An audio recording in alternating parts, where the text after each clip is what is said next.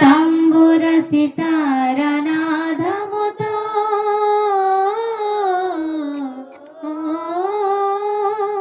పాపులకై దిగి వచ్చనట, రోగులకై వైద్యుడని పాపుల పంక్తిని కూర్చని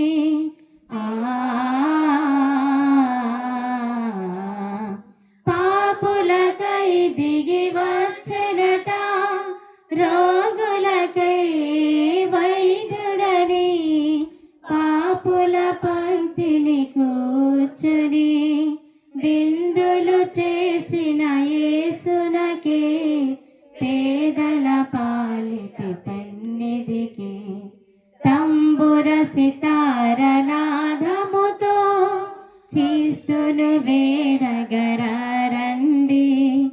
ఇద్దరు ముగ్గురు కూడిన చోట ఉంటానని నా స్వామికి తంబుర సితార నాదముతో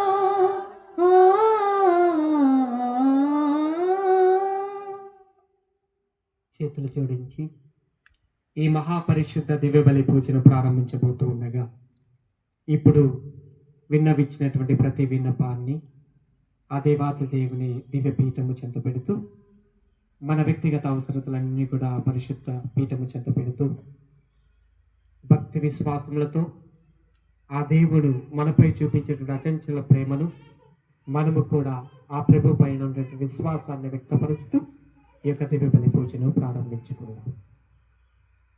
పిత పుత్ర పరిశుద్ధాత్మ నామమున మన ప్రభు అయిన యేసుక్రీస్తు కృప, సర్వేశ్వరుని ప్రేమ, పవిత్రాత్మ సహవాసము మీ అందరితో ఉండునుగాక. క్రీస్తునాథుని యందు మిక్కిలి ప్రియాతి ప్రియమైన క్రైస్తవ విశ్వాసులారా, ఈనాటి 2 దివ్య గ్రంథ పఠనాల ద్వారా సొలొమోను జ్ఞాన గ్రంథము నుంచి మరియు యోహాను సువిశేషము నుంచి మనకు మన జీవితాల్లో అత్యంత ప్రముఖమైనటువంటి మానవ జీవితముగా మానవులు సాధారణంగా నీతిమంతును చూసి 3 రకాలైనటువంటి భావాలకు గురవుతారు. ఒకటి, ఆశ్చర్యభరితంగా ఉంటారు. రెండవది, తట్టుకోలేకపోతుంటారు. మూడవది, ఆ వ్యక్తిని అభినందిస్తూ ఉంటారు. ఈ 3 కోవలలో ఈరోజు సువిశేష గ్రంథంలో క్రీస్తు ప్రభువును హింసించడానికి ప్రజలు తోడ్పడటాన్ని మనం చూస్తూ ఉన్నాం. నీతిమంతుని అంగీకరించడం చాలా కష్టం. మన జీవితాల్లో కూడా మనము నీతిని, న్యాయాన్ని అంగీకరించుకోలేనటువంటి సందర్భాలకు, మంచి పనిని చేసే వారిని అభినందించలేనటువంటి సందర్భాలకు, మనము కూడా మంచి పని చేసి ఉంటే మనము అభినందనకై చూడకుండా దేవుని కోసం చేశానన్న సంతృప్తితో లేనటువంటి సందర్భాలకు పశ్చాత్తాపడి యోగ్యులుగా ఈ దివ్య బలి పూజలో పాల్గొనటకు ప్రయత్నం చేద్దాం.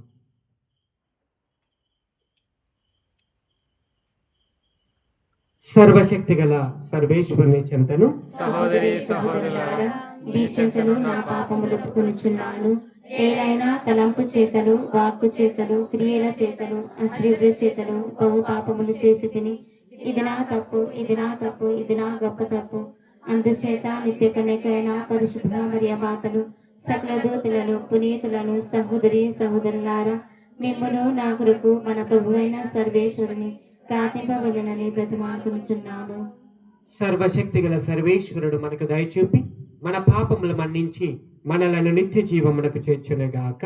ఆమేన్. ప్రభువా దయచూపుము, ప్రభువా దయచూపుము, క్రీస్తువా దయచూపుము, క్రీస్తువా దయచూపుము, ప్రభువా దయచూపుము. ప్రభువా దయచూపుము. ప్రార్థించుదము. ఓ సర్వేశ్వర, మా జీవిత బాధలు, స్వాభావిక బలహీనతలు నీకు తెలియను. కావున మా బలహీనతను మించిన బలమును నీవు మాకు అనుగ్రహించి తోడ్పడుచున్నావు. నీ అనుగ్రహము వలన మా చేజిక్కిన ఈ తపస్సు కాలమును కృతజ్ఞతాపూర్వకముగా సద్వినియోగపరుచుకొని నూతన జీవమునకు పాత్రలము అగుదుముగాక. నీతోనూ పవిత్రాత్మతోనూ కలిసి యుగ యుగములు జీవించు పరిపాలించు మా ప్రభు అయిన క్రీస్తు ద్వారా ఈ మనవి చేయుచున్నాము. మొదటి పట్టణము సొలొమోను జ్ఞాన గ్రంథము 2వ అధ్యాయము 1వ వచనము మరియు 12వ వచనము నుండి 22వ వచనం వరకు. దుష్టులు మూర్ఖబుద్ధితో ఇట్లు తలంచిరి, మన ఈ జీవితము స్వల్పకాలికమైనది, శోకమయమైనది. మరణము ఆసన్నమైనప్పుడు ఎవడను తప్పించుకోజాలడు. మృత్యులోకము నుండి తిరిగి వచ్చిన వాడెవడునూ లేడు. నీతిమంతుడైన నరుని పీడను వదిలించుకొందము, ఊరులు పన్ని అతన్ని కూలద్రోయిదము.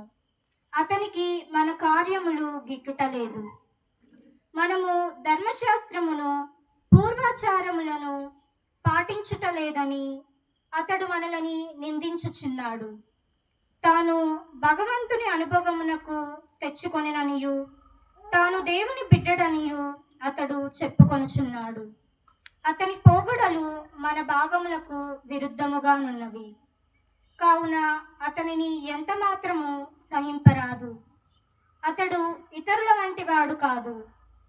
వాని చేయుదములు చోద్యముగానున్నవి. అతని దృష్టిలో మనము చలామణి కాని నాణెముల వంటి వారలము. మన కార్యములు అశుద్ధము వలె నింద్యములు అయినవి. పుణ్యపురుషులు ఆనందముతో మరణింతురని అతని వాదము. దేవుడు తనకు తండ్రి అని అతడు గొప్పలు చెప్పుకొనుచున్నాడు. అతని పలుకులు యథార్థమేనేమో పరిశీలింతము. అతని మరణము ఏ తీరును ఉండునో చూతము. నీతిమంతుడు దేవుని కుమారుడమునేని దేవుడు అతని కోపు తీసుకొనును. శత్రువుల బారి నుండి అతనిని కాపాడును. కనుక అతన్ని క్రూరంగా హింసించి పరీక్షకు గురి చేయుదము.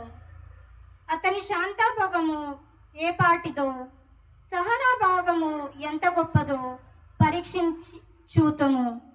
అతనిని నీచమైన చావునకు గురి చేయుదము. దేవుడే తన్ను రక్షించునని అతడు చెప్పుకొనుచున్నాడు కదా. దుష్టుల భావములు ఇటులుండును, కానీ వారు పొరపాటు చేసిరి. వారు తమ దుష్టత్వము వలనే మూర్ఖులైరి. కానీ వారికి దేవుని మర్మములు తెలియవు. పవిత్రమును నిర్మలమైన జీవమునకు బహుమతి కలదనియు వారికి తెలియదు. ఇది ప్రభుని వాక్కు.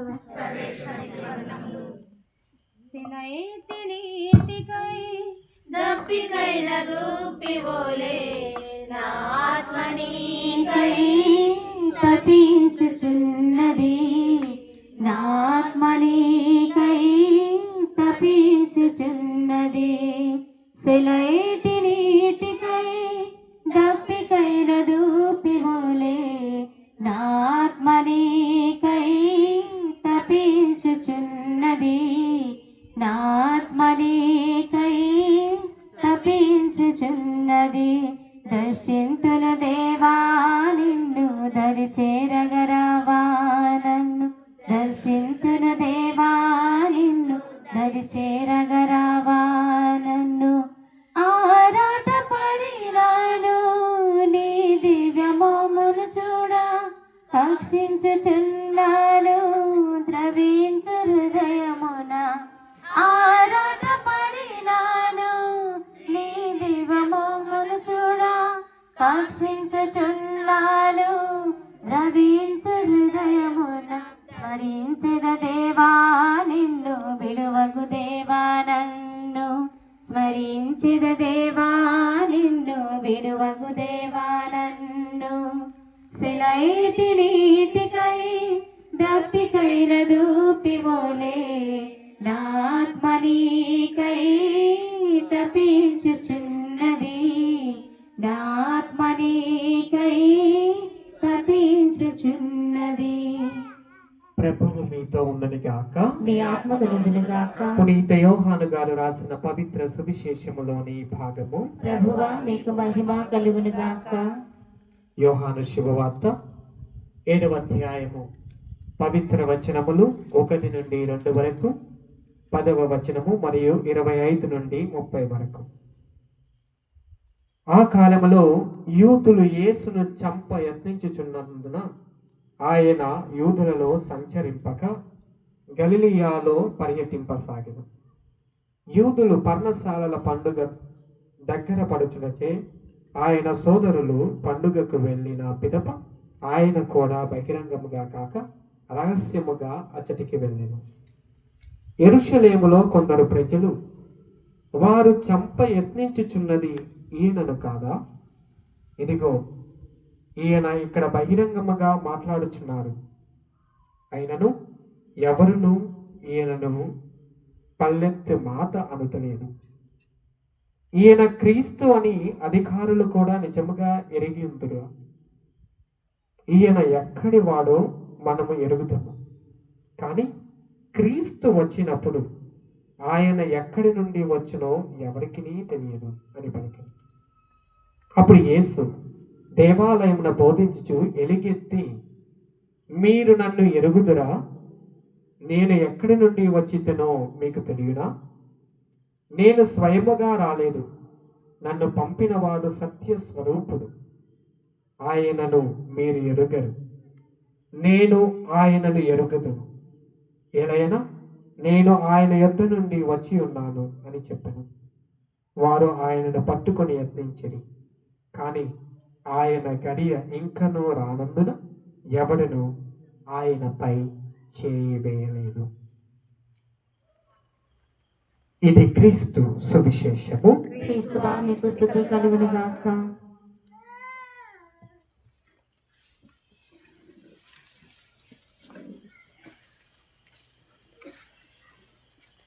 క్రీస్తునాథుని యందు మిక్కిలి ప్రియాతి ప్రియమైన క్రైస్తవ విశ్వాసులారు, ఈనాటి 2 దివ్య గ్రంథ పఠనాల ద్వారా నరుని యొక్క స్వభావమును, దేవుని యొక్క అభయాన్ని మనం ధ్యానించబోతున్నాం. నరుని యొక్క స్వభావము, దేవుని యొక్క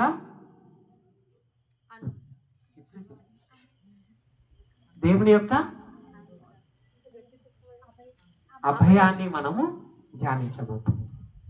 నరుని ఎటువంటి వాడు, నరుడు దేవునిపై ఎలా తిరగబడ్డాడు, ఆ నరుడు గురించి, నరుని మనస్తత్వము గురించి, నరుని యొక్క జీవన విధానము గురించి, నరుడు ఆలోచించే విధానం గురించి మనము క్రైస్తవులుగా ఎలా జీవించాలి అని ఈరోజు మనం ధ్యానిద్దాం. ప్రియ విశ్వాసులారా, సొలొమోను జ్ఞాన గ్రంథము 2వ అధ్యాయము 1వ వచనం. దుష్టులు మూర్ఖ బుద్ధితో ఇట్లు తలంచిరి. మన ఈ జీవితము స్వల్పకాలికమైనది, శోకమయమైనది. మరణము ఆసన్నమైనప్పుడు ఎవడను తప్పించుకోజాలడు. మృత్యులోకము నుండి తిరిగి వచ్చిన వాడెవ్వరును లేరు. ఇది దుష్టుని యొక్క ఆలోచన. ఎవరి ఆలోచన? దుష్టుని యొక్క ఆలోచన ఇలా ఉంటది. నీతిమంతుని యొక్క ఆలోచన ఎలా ఉంటది? 12వ వచనం 12వ వచనం. నీతిమంతుడైన నరుని పీడను వదిలించుకొందుము, ఉరులు పన్ని అతనిని కూలద్రోయము, అతనికి మన కార్యములు గిట్టుటలేదు. మనము ధర్మశాస్త్రమును పూర్వాచారములను పాటించుటలేదని అతడు మనలను నిందించుచున్నాడు. ఇది కూడా దుష్టుని యొక్క ఆలోచనే. మొదటిది, నీతిమంతుడు ఎవరైనా సరే, ఈ భూమిలో జన్మించిన వారు ఎవరైనా సరే ఎప్పుడు ఉంటారో ఎప్పుడు ఓడతారో తెలియదు. అందుకే ఒక చక్కనైనటువంటి పాట ఉంది.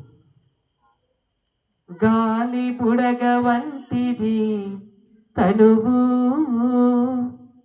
క్షణికమైనవి వేషభాషలు. అంటే ఈ జీవితము ఒక గాలి బుడగ వంటిది. మన వేష భాషలు అన్నీ కూడా క్షణికమైనవి. ఈ క్షణికమైనటువంటి గాలి బుడగమైనటువంటి ఈ జీవితంలో మనుషుల ఆలోచనలు ఎన్నెన్నో. ఇప్పుడు నీతిమంతుడు అనేవాడు మనలో ఎవరైనా ఉన్నారనుకోండి, ఏం చేస్తాం? మనం ఏం చేస్తాం? అని ఎలా వాడి పీడ ఎలా వదిలించుకోవాలని చూస్తాం. అదే 12వ వచనంలో మనం చదివి. ఇప్పుడు క్రీస్తు ప్రభుని గురించి కూడా ప్రజలు అలానే ఆలోచించారు. క్రీస్తు ప్రభు ఏం చేశాడని స్లీవ్ వేశాడు? ఏం చేశాడని స్లీవ్ వేశారు? మిమ్మల్ని అడుగుతున్నాను. మంచి చేశాడని.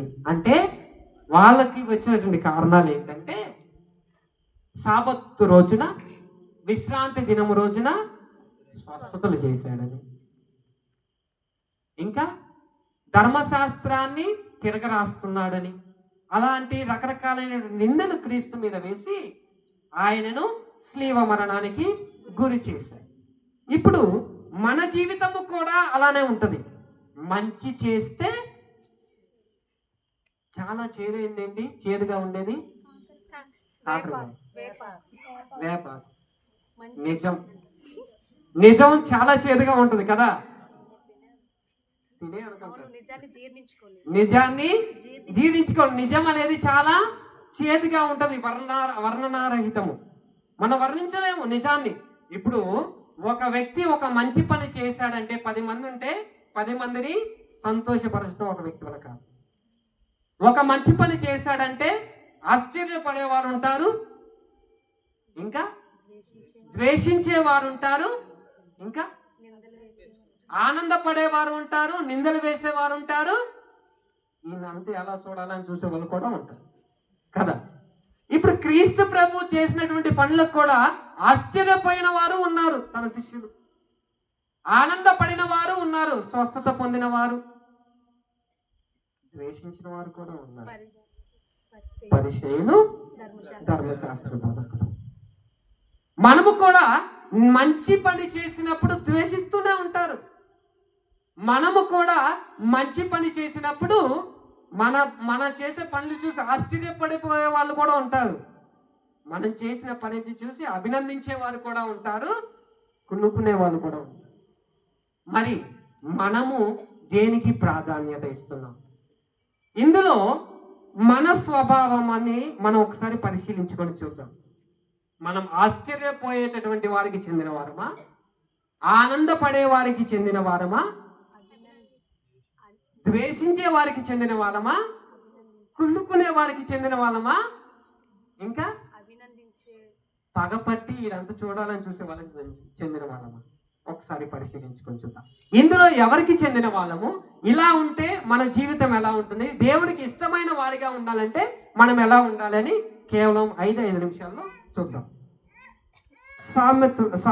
సామెతల గ్రంథము 3వ అధ్యాయము 32వ వచనము 33వ వచనం. ఎందుకనా ప్రభువు దుర్మార్గులను ఏవగించుకొని సన్మార్గులను తన మిత్రులుగా చేసుకొనెను. దేవుడు దుర్మార్గులను అసహించుకుంటాడు, సన్మార్గులను మిత్రులుగా చేసుకుంటాడు. ఇప్పుడు మనం దేవుని ద్వారా అసహించబడాలా, మిత్రునిగా ఉండాలా? ఇందులో దేవుని ద్వారా అసహించబడాలి అనుకునే వారు ఎంతమంది ఉన్నారు? ఎవరు ఉండరు. దేవునికి మిత్రులుగా ఉండాలనుకునే వారు ఎంతమంది ఉంటారు? మరి దేవునికి మిత్రులుగా ఉండాలి అంటే మనం కొన్ని విడిచిపెట్టాలి. మనం కొన్ని విడిచిపెట్టినప్పుడే, అంటే కుళ్ళుకోవడం, ఇతరుల మీద నిందలు వేయడం, ఇతరులను ద్వేషించడం, ఇలాంటివి వదిలిపెట్టినప్పుడు మనం దుష్టుల కేటగిరీలో ఉన్నాం. మనము నీతిమంతులుగా ఉన్నప్పుడు అప్పుడు ఆయనకు స్నేహితులుగా మారుతాం. కాబట్టి ఒకటి కావాలంటే ఒకటి వదులుకోవాలి. ఇప్పుడు మనకు నిర్ణయించుకోవాలి, మనం దేవునికి స్నేహితులుగా ఉండాలా, లోకానికి స్నేహితులుగా ఉండాలా? ఒకవేళ మనం లోకానికి స్నేహితులుగా ఉంటే ఏం చేస్తుంది? లోకం నిన్ను ప్రేమిస్తుంది. ఒకవేళ నీవు దేవునికి స్నేహంగా ఉంటే లోకం నిన్ను ద్వేషిస్తుంది. ఎందుకంటే నన్ను ద్వేషించడానికి ముందు ఆయన్ని ద్వేషించింది కాబట్టి. ఈరోజు నిన్ను లోకం ప్రేమిస్తుంది అంటే దేవుడికి నువ్వు దూరంగా ఉన్నట్టు, దేవునికి ఇష్టమైన పనులు చేయనట్టు. అంటే లోకం అంతా నన్ను ద్వేషించాలని మనం కోరుకోవడం కాదు. ఒకసారి యోహాను శుభవార్త 15వ అధ్యాయము 18 నుంచి 20 వచనాలు మనం క్షుణ్ణంగా చదివితే, ద్వేషించి లోకము మిమ్ము ద్వేషించినచో మీకంటే ముందు అది నన్ను ద్వేషించినదన్న విషయాన్ని మీరు మర్చిపోవద్దు.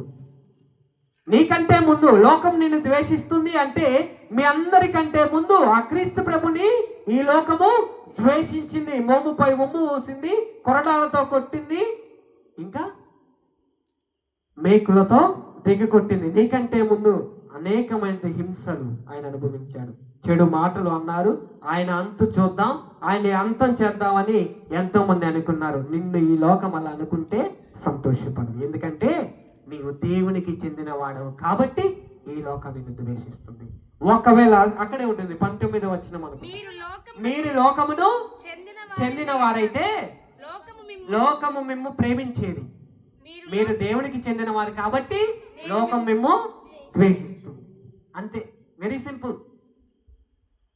మీరు లోకానికి చెందిన వారైతే లోకం మిమ్ము ప్రేమిస్తుంది. మీరు దేవునికి చెందిన వారైతే దేవుడు ఈ లోకం మిమ్ము అసహించుకుంటుంది, ద్వేషిస్తుంది. నీవు దేవుని పంట నీతిమంతుడు కావాలి అంటే లోకము ద్వారా అసహించబడిన నువ్వు బాధపడిన అవసరం లేదు. ఎందుకంటే నువ్వు నేను ఉండవలసింది ఆయన దగ్గర.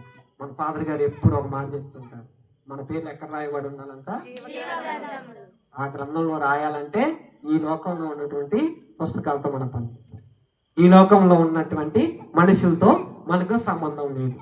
ఇక మనము దేవునిపై ఆధారపడి జీవించాలి, దేవునికి స్నేహం ఉండాలి అంటే ఈ లోకం నిన్ను ద్వేషిస్తుంది. మరి మనం ఈ లోకంలో ద్వేషించేటటువంటి ఈ లోకంలో ఎలా జీవించాలి?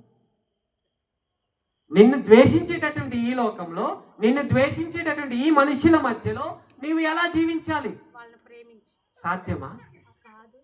సాధ్యమా? అసాధ్యం. వీళ్ళ మనల్ని హింసించే వారి మధ్యలో ఒక్క క్షణం ఉండడం కూడా కష్టం. అలాంటిది మనల్ని ద్వేషించే ఈ లోకంలో దేవునికి ఇష్టంగా ఉండాలి అంటే, ఈ లోకం మనం ద్వేషిస్తుందంటే వారితో ఉండడం అతి కష్టమైన పని. కానీ దేవుడు ఉన్నాడా? క్రీస్తు ప్రభు ఉన్నాడా? ద్వేషించే వారి మధ్యలో క్రీస్తు జీవించాడా? ద్వేషించే వారిని ఎదిరించి జీవించాడా? ఆయన మార్గంలో మనము నడవాలి. ఏసేనా మార్గము, ఏసేనా సత్యము, ఏసేనా జీవమయ అని పాడితే సరిపోతుంది. ఆ మార్గంలో నడవాలి. ఆ మార్గంలో నడవాలంటే పాన్పు కాదు, ముళ్ళ దారి. ఆయన దారి ముళ్ళ దారి, రహదారి కాదు. ఆయన దారి ముళ్ళ దారి. ఆ ముళ్ళ దారిలో నడిచినప్పుడే నీవు ఆయన స్నేహితుడిగా ఉండగలుగుతావు. దుష్టుని చేతిలో, నరుని చేతిలో నీవు చిక్కటం కంటే ఆయన చేతిలో నీవు ఉండడం చాలా మేలు. మరి విజయం సాధారణంగా ఎవరిది అయి ఉంటుంది? దుష్టునిదా, నీతిమంతునిదా? ఈ లోకంలో కాదు, పై లోకంలో. ఎవరిది విజయం? కష్టపడిన వాడే విజయం సాధిస్తాడు. సుఖభోగాలు అనుభవిస్తూ ఉన్నవాడు ఎప్పటికీ కూడా విజయాన్ని సాధించలేడు. నీవు నీ జీవితంలో విజయం సాధించాలి అంటే కష్టపడాలి. నేను కాపీ కొట్టి పరీక్ష పాస్ అయ్యి ఫస్ట్ ర్యాంక్ కొడతానంటే పనికిరాదు. కష్టపడాలి, చదవాలి. అప్పుడే నీకు దానికి తగిన ప్రతిఫలం వస్తుంది, దానికి తగిన మనశ్శాంతి, సంతోషం కూడా వస్తుంది. కాపీ కొట్టి రాస్తే అందులో ఉండే సంతోషం నువ్వు చదువుకొని రాస్తే వచ్చే సంతోషంలో ఉండదు. అందుకే మనము కష్టపడితేనే విజయం ఉంటుంది. మరి ఈ జీవితంలో కష్టపడటం ఎలా? ఎప్పుడు చేసేది అదే, కొత్తగా అడుగుతారు ఏంటంటారా? ఎప్పుడు చేసేది అదే కదా అంటారా? కష్టపడటం అంటే ఓర్పుతో, సహనముతో ఆయన కోసం చూడటం. క్రీస్తు ప్రభు దానికి అనుసరంగా ఉన్నారు. వీరు ఎన్ని నిందలు వేసినా, వీరు ఎంతగా ఆయన్ని చంపడానికి ప్రయత్నం చేస్తున్నా, ఎంతగా ఆయన పట్టుకోవడానికి ప్రయత్నం చేస్తున్నా, ఆయన ఎవరి కోసం వెయిట్ చేశాడు? ఆయన సమయం కోసం వెయిట్ చేశాడు. తండ్రి నా సమయం ఇంకా ఆసన్నం అవ్వలేదనే అంటున్నాడు, కానీ సరే వచ్చి పట్టుకున్నాను అన్నాడా? సరే పట్టుకోవడానికి అవకాశం ఇచ్చాడా?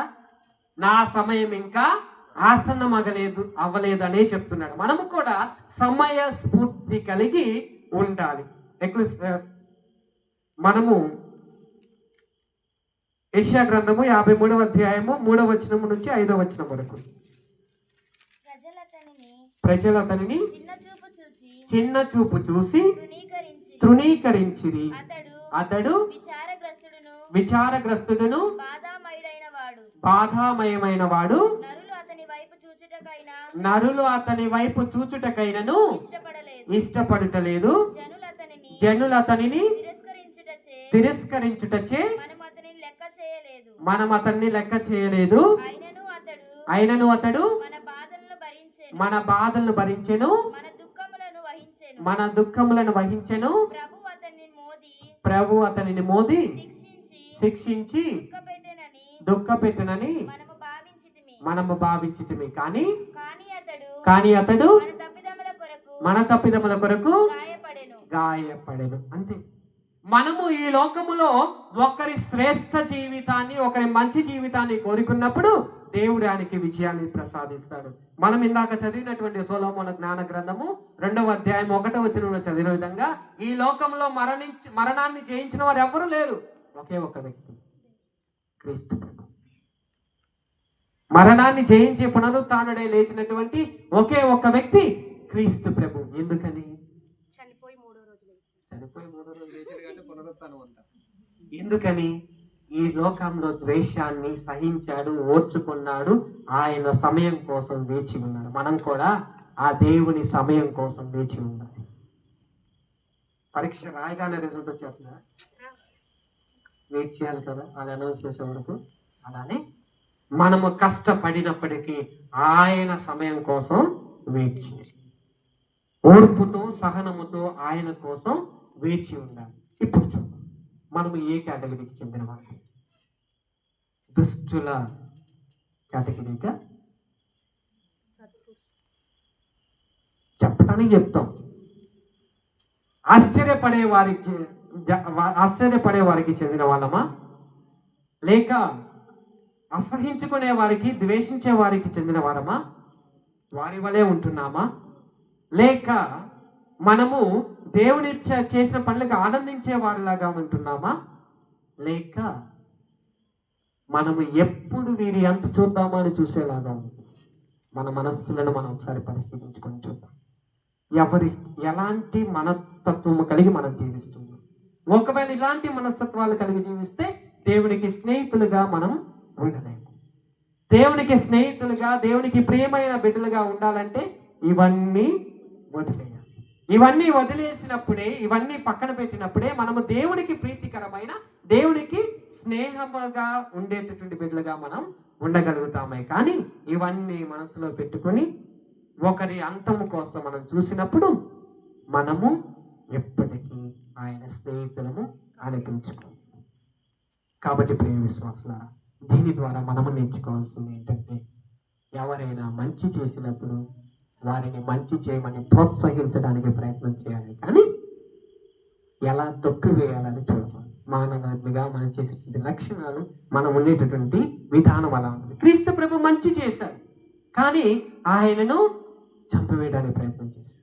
మనము కూడా మన సంఘములోనే, మన విచారంలోనే, మన గ్రామాల్లోనే, మన తోటి వారిలోనే మంచి చేస్తూ ఉండే వారిని మనం ప్రోత్సహించాం.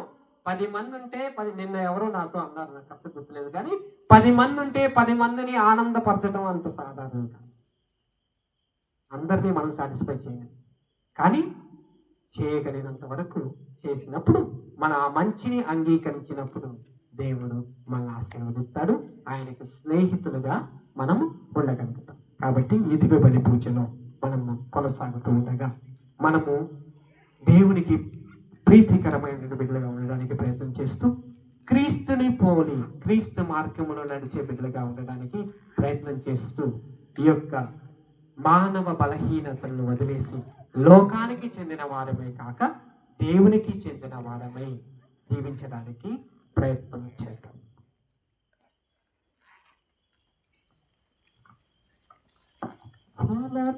పుష్పాదులతో మృదు మంజుల గానముతో ప్రభు పాదపీఠ సన్నిధికి వేవేగరారే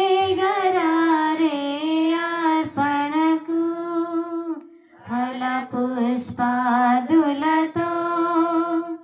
ఆబేలుని అర్పణము సహృదయ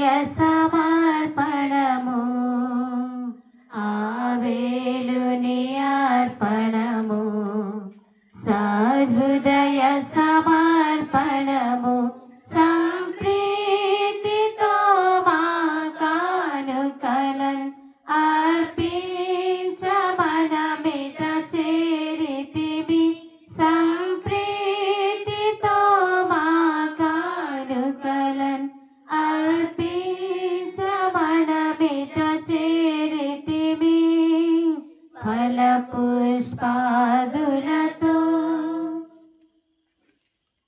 సహోదరి సహోదరులారా, నేను మీరు అర్పించుచున్న ఈ బలి సర్వశక్తి గల పిత అయిన సర్వేశ్వరునికి అంగీకారమైనట్లు ప్రార్థించుము. మహిమల కొరకును మన ప్రయోజనము కొరకును తన పవిత్ర సుశోభ ప్రయోజనము కొరకును ఈ కర్మల ద్వారా ఈ బలిని స్వీకరించును గాక. సర్వశక్తి గల సర్వేశ్వర, మహాశక్తివంతమును పవిత్రమునైన ఈ బలి ప్రభావమును మేము పాప విముక్తులము అగుదుము గాక. తద్వారా మేము నిర్మలమైన హృదయాలతో మాకు సర్వాధారమైన నిన్ను చేరుకొందుము గాక. మా ప్రభు అయిన క్రీస్తు ద్వారా ఈ మనవి చేయుచున్నాము. ప్రభు మీతో ఉండను గాక. మీ ఆత్మతోనుండును గాక. మీ మనస్సులను ఉన్నతమునకు త్రిప్పుము. ప్రభు వైపు త్రిప్పి ఉన్నాము. మన దేవుడైన ప్రభువునకు కృతజ్ఞత తెలుపుదము. కృతజ్ఞత తెలుపుట యుక్తము న్యాయము. ప్రభు అయిన దేవా, పావన పిత, సర్వశక్తి గల నిత్య సర్వేశ్వర, మేము ఎల్లప్పుడూ ఈ చోటును నీకు కృతజ్ఞత వందనములు చెల్లించుట యుక్తము, న్యాయము, ధర్మము, రక్షణదాయకము. ఏలైనా శారీరక ఉపవాసము ద్వారా నీవు మా తప్పిదములను అరికట్టుచున్నావు, మా మనస్సులను ఉన్నతమునకు త్రిప్పుచున్నావు, మాకు పుణ్యమును దాని ఫలములను ప్రసాదించుచున్నావు. వీటన్నింటినీ క్రీస్తు ద్వారా మాకు దయచేయుచున్నావు. అతని ద్వారా దూతలు నీ మహత్వమును పొగుడుచున్నారు, అధిపతులు ఆరాధించుచున్నారు, శక్తిమంతులు వణక్కుచున్నారు, పరమండలమందరి బలవంతులను ఆనంద పరవశులైన భక్తి జ్వాలలకును ఏకమై ఉప్పొంగుచు నీ స్తుతులను పాడుచున్నారు. వాళ్ళతో మా స్వరములను ఏకము చేసి దీన భావముతో నిన్ను స్తుతించుట ఎట్లనగా, సర్వేశ్వరుడు పవిత్రుడు పవిత్రుడు పవిత్రుడు, పరలోకములు భూలోకములు మీ మహిమ క్రిండినవి. మహోన్నతమున హోసానా, ప్రభువు నామమున వేంచే వారు ధన్యులు. మహోన్నతమున హోసానా. ఓ ప్రభువా, నీవు నికముగా పవిత్రుడము, సర్వ పవిత్రతకు ఊటయో నీవే. కనుక నీ పవిత్రాత్మ ద్వారా ఈ కానుకలను పరిశుద్ధపరచ బ్రతిమాలుచున్నాము. ఈ విధమున ఇవి మా కొరకు మా ప్రభు అయిన యేసుక్రీస్తు శరీర రక్తములు అగునగాక. అతడు శిలువ శ్రమలకు తనను తాను ఇష్టపూర్తిగా అప్పగించుకొనినప్పుడు అప్పమునందుకొని కృతజ్ఞతావందనములు చెప్పి త్రుంచి శిష్యులకిచ్చుచు ఇట్లనెను, మీరందరూ దీనిని తీసుకొని భుజింపుము. ఏలయన్నా ఇది మీ కొరకు అప్పగింపబడనున్న నా శరీరము. నా పాపములకు గాను శిలువ మీద కొట్టబడిన యేసు దేవా, నీకే ఆరాధన, నీకే ఆరాధన. ఆ విధముననే భోజనానంతరము పాత్రమునందుకొని మరలా నీకు కృతజ్ఞతావందనములు చెప్పి శిష్యులకిచ్చుచు ఇట్లనెను, మీరందరూ దీనిని తీసుకొని దీని నుండి పానము చేయుడు. ఏలయన్నా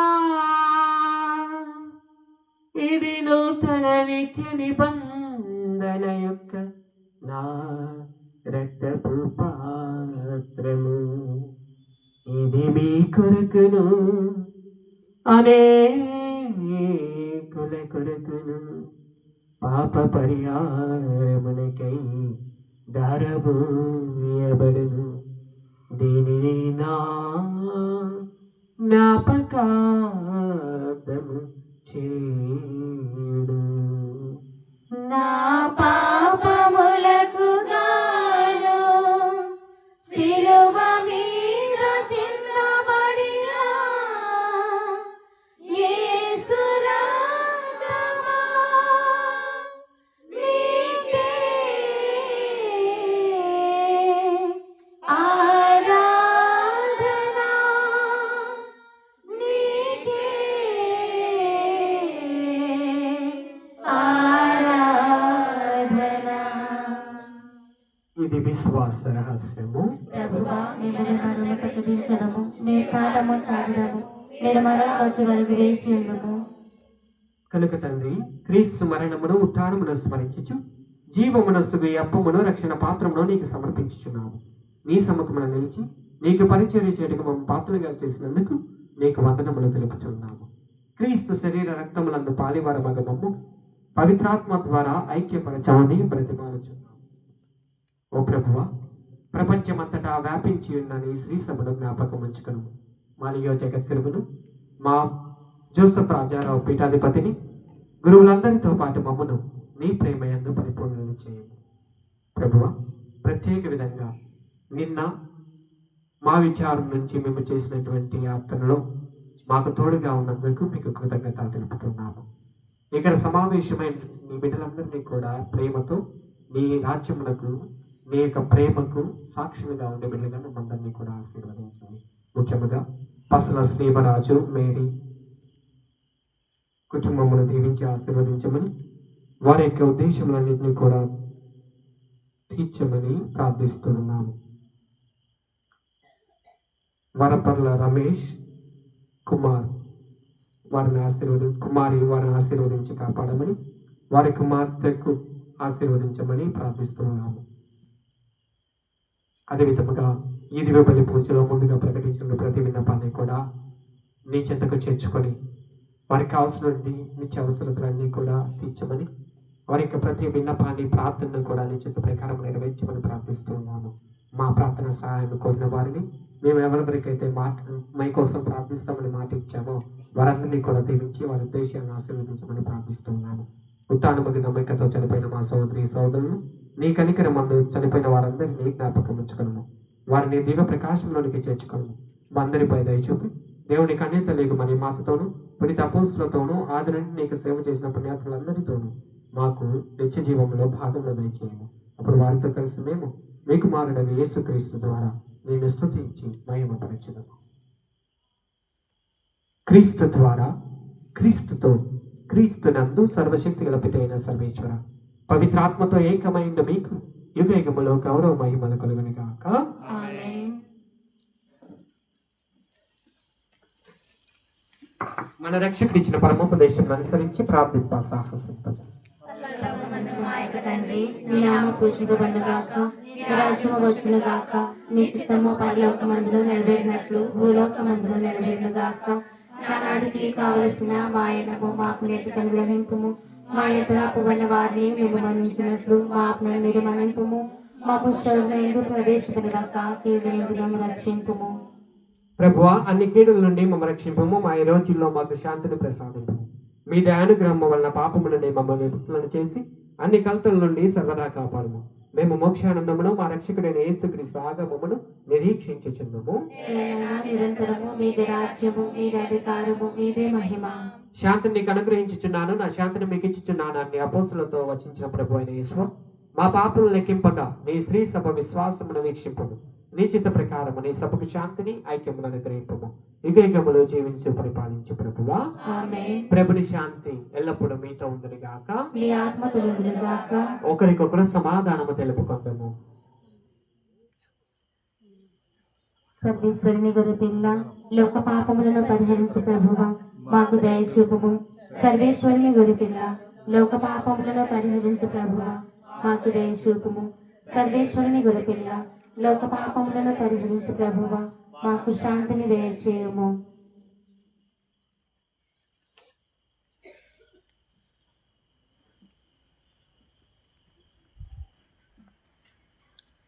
ఇదిగో సర్వేశ్వరుని గొర్రెపిల్ల, ఇదిగో లోక పాపములను పరిహరించు క్రీస్తు ప్రభువు. ఈ గొర్రెపిల్ల విందుకు పిలువబడిన మనందరము ధన్యులము. మీరు నా ఇంట ప్రవేశించడం పాత్రలు కాను, కానీ మీరు ఒక మాట పలికిన నా ఆత్మ స్వస్థత పొందుదను. మనస్తాప జపము.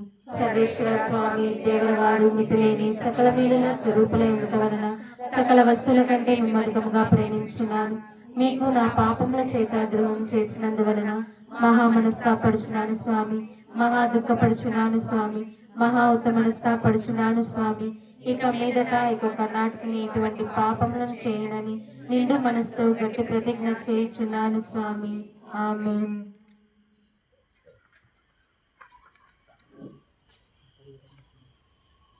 క్రీస్తురుదిరమే నవ్య జీవము, ప్రేమ హృదిరమే పరమౌషధం. క్రీస్తురుదిరమే నవ్య జీవము, ప్రేమ హృదిరమే పరమౌషధం. పరలోక ప్రేమ రాజ్యము, పరమ తండ్రి నీతిని వెదకు. పరలోక ప్రేమ రాజ్యము, పరమ తండ్రి నీతిని వెదకు. పరమ తండ్రి నీతిని వెదకు. ప్రభుని విందుకు, ప్రేమ విందుకు, పరలోక తండ్రి విందుకు. ప్రభుని విందుకు, ప్రేమ విందుకు, పరలోక తండ్రి విందుకు. క్రీస్తు రుదిరమే నవ్య జీవము, ప్రేమ రుదిరమే పరమౌషధం. దేవుని ప్రేమలో జీవించు, దేవుని ఆత్మతో ఆరాధించు. దేవుని ప్రేమలో జీవించు, దేవుని ఆత్మతో ఆరాధించు. ప్రభు శరీర రక్తం పరలోక ఆహారం, ప్రభు శరీర రక్తం పరలోక ఆహారం. ప్రభు జీవ మాటలు, పరమ తండ్రి దీవెనలు. ప్రభు జీవ మాటలు, పరమ తండ్రి దీవెనలు. ప్రభుని విందుకు, ప్రేమ విందుకు, పరలోక తండ్రి విందుకు. ప్రభుని విందుకు, ప్రేమ విందుకు, పరలోక తండ్రి విందుకు. క్రీస్తు రుదిరమే నవ్య జీవము, ప్రేమ రుదిరమే పరమౌషధం. క్రీస్తు రుదిరమే నవ్య జీవము, ప్రేమ రుదిరమే పరమౌషధం. జీవమునిచ్చినది ఆత్మయే, మానవ దేహము నిష్ప్రయోజనం. జీవమునిచ్చినది ఆత్మయే, మానవ దేహము నిష్ప్రయోజనం. దివ్య సప్రసాదం లోకనగరండి, దివ్య సప్రసాదం లోకనగరండి. క్రీస్తు కృపా సత్యములో సాక్షులై వెలగండి. క్రీస్తు కృపా సత్యములో సాక్షులై వెలగండి. ప్రభుని విందుకు, ప్రేమ విందుకు, పరలోక తండ్రి విందుకు. ప్రభుని విందుకు, ప్రేమ విందుకు, పరలోక తండ్రి విందుకు.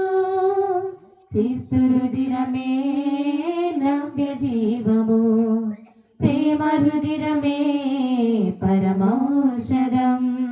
క్రీస్తు రుదిరమే నవ్య జీవము, ప్రేమ రుదిరమే పరమౌషధం. పరలోక ప్రేమ రాజ్యము, పరమ తండ్రి నీతిని వెదకు. పరలోక ప్రేమ రాజ్యము, పరమ తండ్రి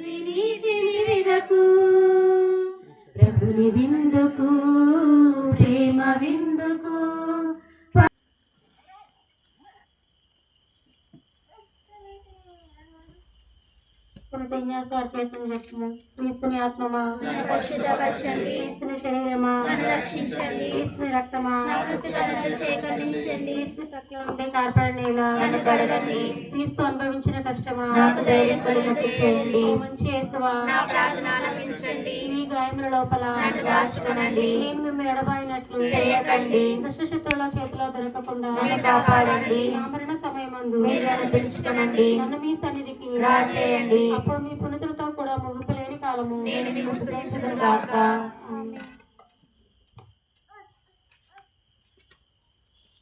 ప్రార్థించుదము.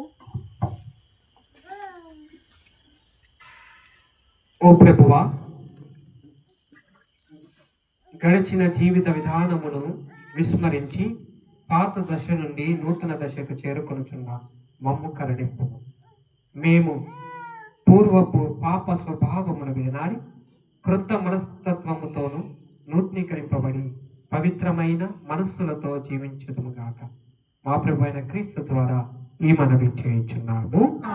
ప్రభువు మీతో ఉందనిగాక. సర్వశక్తి గల సర్వేశ్వరుడు పిత పుత్ర పరిశుద్ధాత్మను దీవించి ఆశీర్వదించి కాపాడనిగాక. పూజ సమాప్తమైనది. సమాధానంతో వెళ్ళి క్రీస్తుని ప్రేమలో సోదర సేవలో జీవించండి. కల్వరిగిరిపై సిలువ భారం భరించితివా ఓ నా ప్రభువా. నా పాపముకై నీ రక్తమును సిలువ పైన అర్పించితివా. నా పాపముకై నీ రక్తమును సిలువ పైన అర్పించితివా. దృష్టుండానై బలెమోని గుర్చితి తండ్రి ప్రక్కలోనా. దుష్టుండానై బలెమోని గుర్చితి తండ్రి ప్రక్కలోనా. కేక వేసి నీదు ప్రాణం సిలువ పైన అర్పించితివా. కేక వేసి నీదు ప్రాణం సిలువ పైన అర్పించితివా. కల్వరిగిరిపై సిలువ భారం భరించితివా ఓ నా ప్రభువా.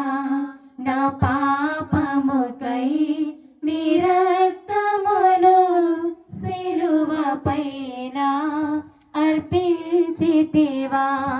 నా పాపముకై నీ రక్తమును సిలువ పైన అర్పించితివా. యేసురాజు మిక్కిలి పరిశుద్ధ హృదయమా, మా మీదగా ఉండండి స్వామి. నిత్య సహాయ మాత, మాకు సహాయం చేయండి నిత్య తల్లి. ఆరోగ్య మాత, పరిశుద్ధ మరియ మాత, మా కొరకు వేడుకనండి. పరిశుద్ధ లూర్దు మాత, మా కొరకు వేడుకనండి. సకల పునీతులారా, మా కొరకు వేడుకనండి. పునీత జోజప్ప గారా, మా కొరకు వేడుకనండి. పునీత అంతోని వారా, మా కొరకు వేడుకనండి. పితా పుత్ర పవిత్రాత్మ నామమున ఆమేన్.